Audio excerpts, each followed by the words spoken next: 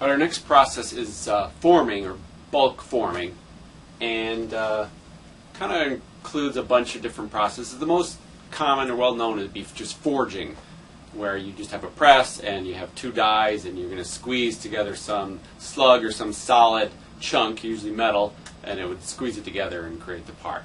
But other processes like rolling to create sheets or to create like rails, like even like railroad ties or rails, extrusion or drawing, those are all anything where you're forming the metal without melting it or without cutting it. That's a forming process.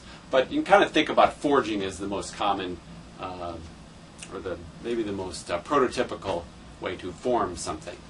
So how does that stack up against the other processes? Well, the ones we've talked about, casting and powder metal forming, are similar in the sense that they're using dies, and usually in forging you would too. Those are all actually, you consider net shape processes, that there's not much waste, and usually after one shot you can kind of have a finished part to one extent or another.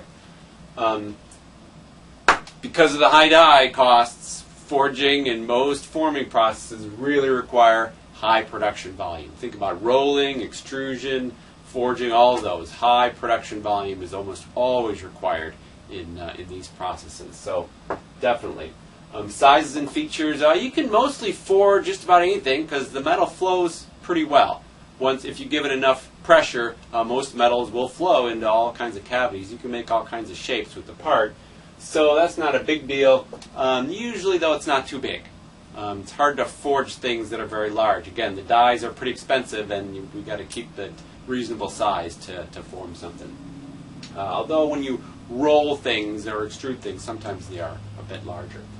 The tolerances in surface finish can be excellent in formed parts.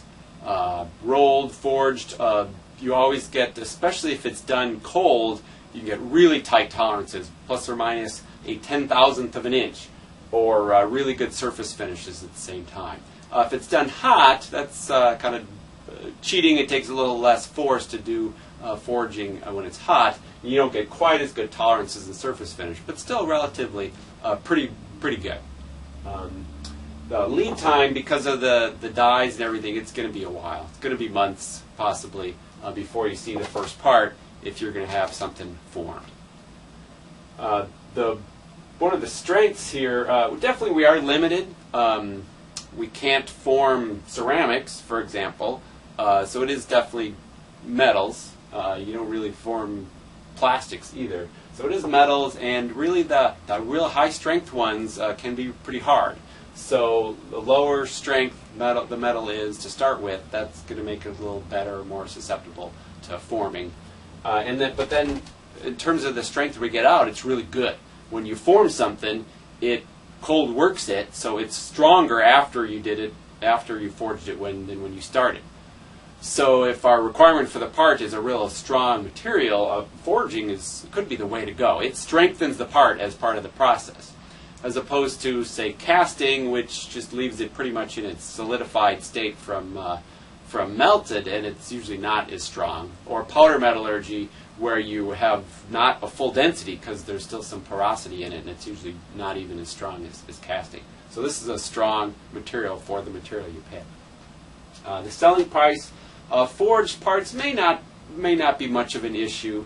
It seems like these days most forgings are kind of precision forgings, and they're a little expensive. But if it's a high volume, it may not be a big deal at all. Redesign possibilities. There are, like all of these processes with the dies, you have to be able to have taper on the sides so you can pull it out of the die, so that's got to be part of the design. There's some wall thickness restrictions, maybe more so in casting, that they have to have a certain wall thickness. In forging, maybe not such a big deal. You can pretty much forge about any shape part.